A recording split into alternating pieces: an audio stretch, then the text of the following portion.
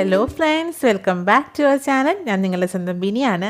ഇന്ന് നമ്മളൊരു സ്പെഷ്യൽ പുട്ടാണ് തയ്യാറാക്കാൻ പോകുന്നത്. എന്നും നമ്മൾ ഒരുപോലെയല്ലേ പുട്ട് തയ്യാറാക്കുന്നത്. അപ്പോൾ വല്ലപ്പോഴും ഒരു വെറൈറ്റിക്ക് വേണ്ടിയിട്ട് ഇതുപോലെ ഒന്ന് തയ്യാറാക്കി നോക്കണം. അപ്പോൾ നമ്മുടെ ഈ ചാനൽ ആദ്യമായി കാണുന്നവരുണ്ടെങ്കിൽ നിങ്ങൾക്ക് എൻ്റെ വീഡിയോ ഇഷ്ടമാകുവാണെങ്കിൽ മറക്കാതെ ഒന്ന് സബ്സ്ക്രൈബ് കൂടി ചെയ്ത് തന്നെ സപ്പോർട്ട് ചെയ്യണം.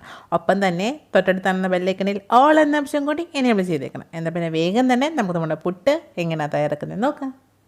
ആദ്യം തന്നെ നമുക്ക് നമ്മുടെ പുട്ടുപൊടി ഒന്ന് റെഡിയാക്കി എടുക്കാം. തരിപ്പുട്ടാണ് ഞാൻ എടുത്തിരിക്കുന്നത്. അതായത് 1 കപ്പ് പുട്ടുപൊടിക്ക് 1 കപ്പ് വെള്ളം എന്നുള്ള അളവിലാണ് എടുത്തിരിക്കുന്നത്.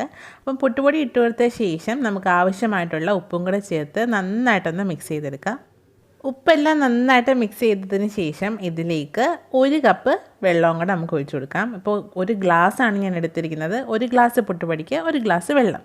ഇനി നമുക്ക് 20 മിനിറ്റ് ഒന്ന് അടച്ചു വെച്ച് കൊടുക്കാം. അതിനുശേഷം ഇതുപോലെ നന്നായിട്ട് കുതിർന്ന് വരും.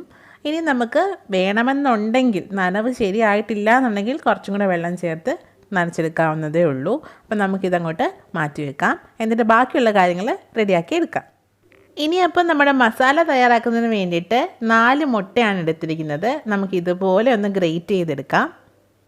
മുട്ട നമ്മൾ ഗ്രേറ്റ് ചെയ്യുന്ന സമയത്ത് അധികം വെള്ളമൊന്നും കൊടുക്കേണ്ട ആവശ്യമൊന്നുമില്ല. വേഗം തന്നെ നമുക്ക് നല്ല രീതിയിൽ ഗ്രേറ്റ് ആയിട്ട് കിട്ടും. അപ്പോൾ എല്ലാം നമുക്ക് ഇതുപോലെ ഒന്ന് ഗ്രേറ്റ് ചെയ്തെടുക്കാം. ഇപ്പം നമ്മൾ മുട്ടയൊക്കെ നന്നായിട്ട് ഗ്രേറ്റ് ചെയ്തെടുത്തിട്ടുണ്ട്. കാണാൻ തന്നെ നല്ല രസമുണ്ട്. ഇനി ഇതിലേക്ക് ഒരു 1/4 ടീസ്പൂൺ മഞ്ഞൾപ്പൊടി ഇട്ട് കൊടുത്തിട്ടുണ്ട്.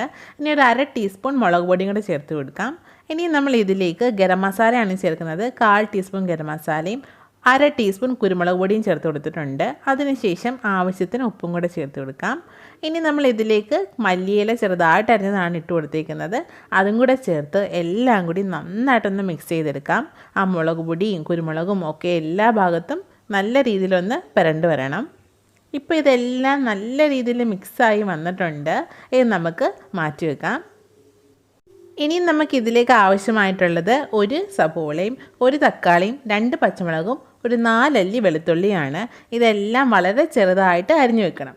ഇനി നമ്മൾ പാൻ ചൂടായി വരുമ്പോഴത്തേക്ക് അതിലേക്ക് കുറച്ച് വെളിച്ചെണ്ണ ഒഴിച്ചു കൊടുക്കാം.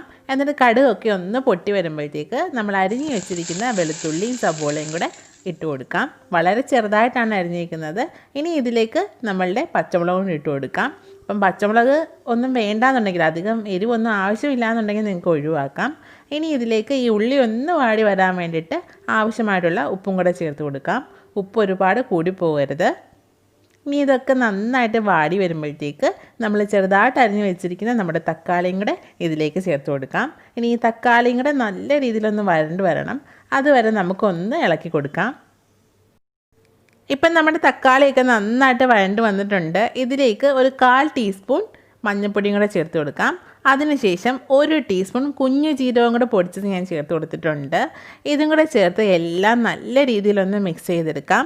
ആ പച്ചമണമൊക്കെ നന്നായിട്ട് മാറി വരുമ്പോഴത്തേക്ക് നമ്മൾ റെഡിയാക്കി വെച്ചിരിക്കുന്ന മുട്ടയുടെ മിക്സ് ഇതിലേക്ക് ഇട്ട് കൊടുക്കാം. ഇനി നമുക്ക് ഇതെല്ലാം കൂടെ ചേർത്ത് നല്ല രീതിയിലൊന്ന് ഇളക്കി യോജിപ്പിച്ചെടുക്കാം. അപ്പോൾ ഒരുപാട് അങ്ങ് കുഴഞ്ഞു പോവാതെ നോക്കിക്കോണം. ഉപ്പൊക്കെ വേണമെങ്കിൽ ഈ സമയത്ത് നിങ്ങൾക്ക് ചേർത്ത് കൊടുക്കാം കേട്ടോ. ഇപ്പം നമ്മളിതെല്ലാം നല്ല രീതിയിൽ മിക്സ് ചെയ്തെടുത്ത് കൊണ്ടുവന്നിട്ടുണ്ട്. ഒരു ഫോർക്ക് യൂസ് ചെയ്യുന്നതായിരിക്കും കുറച്ചും കൂടെ നല്ലത്. നല്ല ടേസ്റ്റി ആയിട്ടുള്ള മസാലയാണ് കേട്ടോ ഇത്. ഇനി നമുക്ക് നമ്മുടെ പുട്ട് റെഡിയാക്കി തുടങ്ങാം. അതിന് വേണ്ടിയിട്ട് നമ്മുടെ പുട്ടിൻ്റെ പൊടിയൊക്കെ ഇവിടെ നനച്ച് നമ്മൾ വെച്ചിട്ടുണ്ട്. നല്ല രീതിയിൽ റെഡിയാക്കി വന്നിട്ടുണ്ട്. അപ്പോൾ ആവശ്യമുണ്ടെങ്കിൽ എക്സ്ട്രാ വെള്ളം ചേർത്ത് കുഴയ്ക്കാൻ മറക്കരുത്. ഇനി നമ്മൾ എപ്പോഴും ചെയ്യുന്ന പോലെ തന്നെ നമ്മുടെ പുട്ടുകുറ്റിയിലേക്ക് നമ്മളുടെ തേങ്ങയ്ക്ക് പകരം റെഡിയാക്കി വെച്ചിരിക്കുന്ന മസാല ഇട്ട് കൊടുക്കാം. അത്യാവശ്യം കുറച്ച് ഏറെ തന്നെ ഇട്ട് കൊടുക്കണം കേട്ടോ.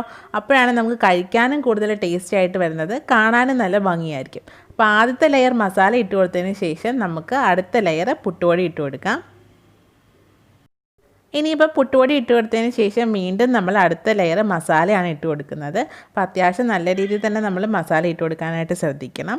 ഇനി നമ്മൾ ഇതിലേക്ക് വീണ്ടും അടുത്ത ലെയറായിട്ട് പുട്ടുപൊടി ഇട്ട് കൊടുക്കുവാണ്.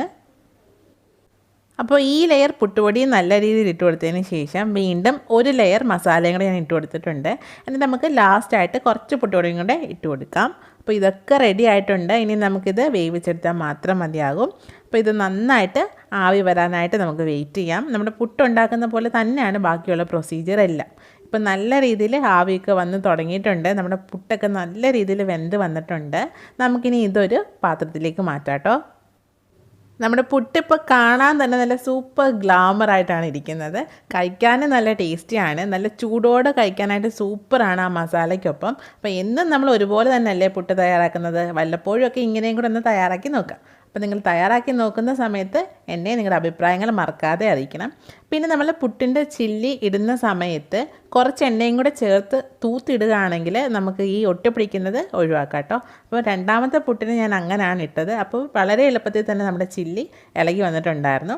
അപ്പോൾ തീർച്ചയായിട്ടും നിങ്ങൾ തയ്യാറാക്കി നോക്കുക. എന്നിട്ട് നിങ്ങളുടെ അഭിപ്രായങ്ങൾ മറക്കാതെ അറിയിക്കുക. അപ്പോൾ ഇന്നത്തെ നമ്മുടെ ഈ പുട്ട് എല്ലാവർക്കും ഇഷ്ടമായി കാണുമെന്ന് ഞാൻ കരുതുന്നു. വീഡിയോ ഇഷ്ടമായിട്ടുണ്ടെങ്കിൽ ലൈക്ക് ചെയ്യാനും ഷെയർ ചെയ്യാനും ചാനൽ സബ്സ്ക്രൈബ് ചെയ്യാനും മറക്കരുത്.